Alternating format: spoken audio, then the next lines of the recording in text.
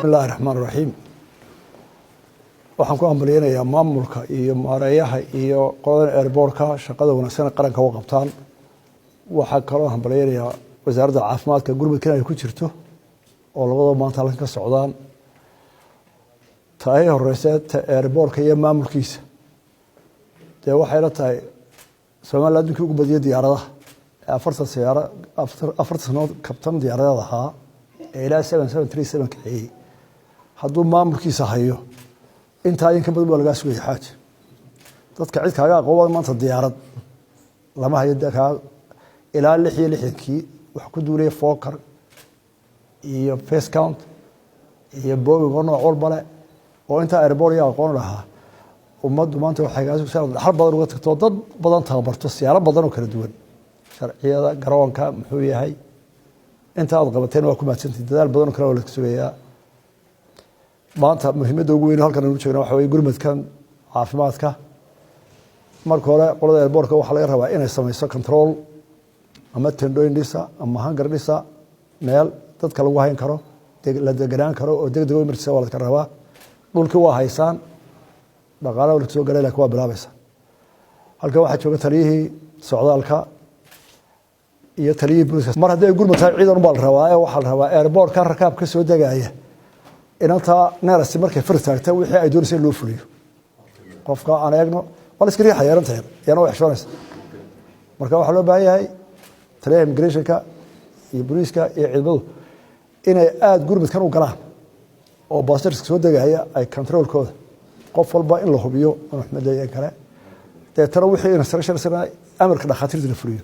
waayo waxa la isma taaban karo lama salaami karo looma dhawaan karo marka dhaqaatiirtu ma khatarta galaysa adiga waxa inay dusha ka qabataa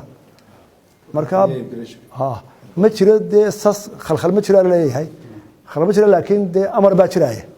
ila wax walba laga baqayaa waa inuu halka wadadu sidii la filay wax u fulaa dadka kale ama soo dhaweynaya ama cusbal ka shaqeynaya inta ay dhaqaatiirtu u xadideen soo dhaafa waan ku ekaada ila khatar loo gali maaye dadkeenu hadii jeer waa kuwan dad isjeejira una isu dhawaadee amar diiday ee waxba u jiray marka waxa laga rabaa dadka hawsha maamulka iyo shaqaalaha airportka qofka caafimaadka dhakhtarka ay arintan khatarta ay soo galaya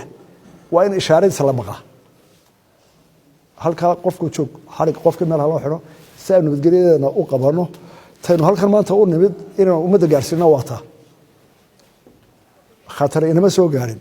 laakiin adduunku waa isu furay marka inaynu taxadir fara badan oo aan cunuf lahayn ee maamul la galo ayaa laga rabaa oo bartan jiro walkii laga soo bilaabay laga soo galayay nidaamka raacdaan dhakhtarada halkan waa kala dhisay emergency tendooyinkeenaya waa la dhisay gurmadkana diyaar baa loo yahay wixii gurmada saacada hadii aan dhaqaaqno inta inta tahay kawashkash gelmin way dalku mar walba emergency u leeyahay dalku mar walba emergency diyaar buu yahay dagaal baa dhici kara dhibaato duufaan baa dhici kara dhulgariirada dhaca xanuunada dilaaca marka qaran waliba wuxuu leeyahay diyaar garowgiisa emergency kaana waa jira wasiirka xalay baan wada hadalay qorshahan inuu jira ogaaday isagana ka warwarina idinka waxa laga rabaa aqoonti iyo adkaysiga dhaqaatiirta waa la idin galaya qarankood waa idin diyaar in meel kasta la kala hadlo ilaahayna waxaan ka baryaynaa inuu wax noo noo dilo